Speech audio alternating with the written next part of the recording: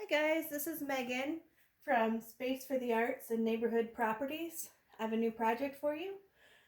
Each week we're going to give you some simple creative projects that you can do at home to help alleviate stress and boredom and anxiety during this coronavirus crisis. So today this project, I call it Junk Mail Mosaic.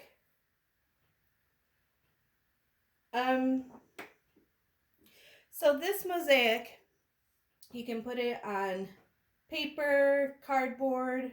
I used 8.5 by 11 cardstock and then I cut it down to a square. I think it'd be really cool with the cardboard if you cut out like the inside of a cereal box. So I said junk mail mosaic, but it doesn't necessarily have to be just junk mail. I gave you that list of things you can find around your house to cut up. Let me give you that list again. So of course junk mail, articles, newspapers. Newspapers work really well for the background on this project. Cards, magazines, old books, pamphlets, calendars, bookmarks, packaging, stickers, playing cards, old artwork you might have laying around. One of the things that I used was the library program guide again. I used that in the last project too. Man, I really miss our libraries. Okay. So let me show you what I did on my Saturday afternoon.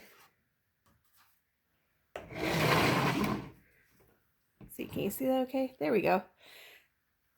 Okay, so I cut up the junk mail and the library program guide. As you can see here, there's a lot of it. I think I cut up too much. Maybe I'll have to do another project with it. So I think it's really helpful when you're cutting things out to cut it into strips and then cut it into pieces. And also, you don't have to cut it. You can also tear it into pieces. That looks kind of cool too. And also, you can always cut it into smaller pieces later on if you need to. So from there,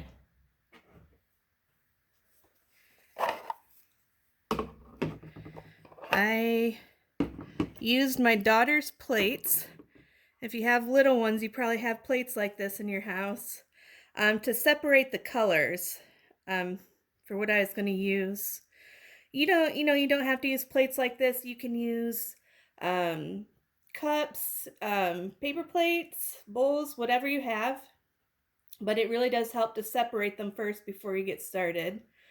One thing that was kind of cool, so I used the text of mostly the library program guide and then text on some ads to make my background.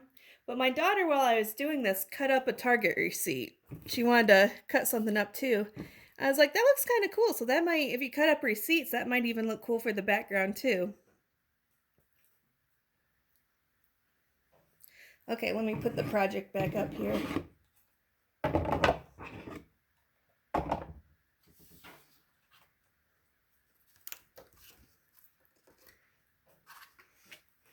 Okay.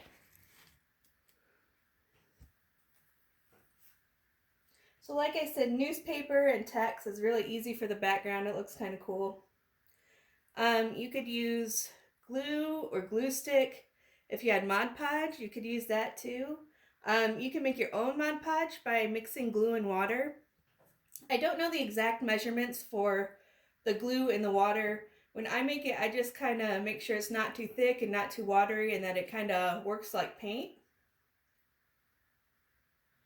So when you're gluing these things on here, overlapping is good if you want to. I think that looks really nice.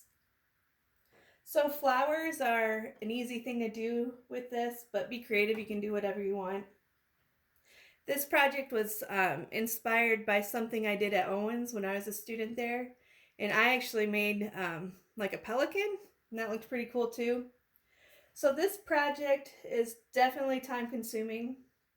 And it takes a little bit more planning than the other things I've shown you, but I think it's really worth it. So if you try this project, let me know in the comments how it went. Even put up a picture. So that's it. I hope you guys have fun. So be safe and take care of yourself. Bye, guys.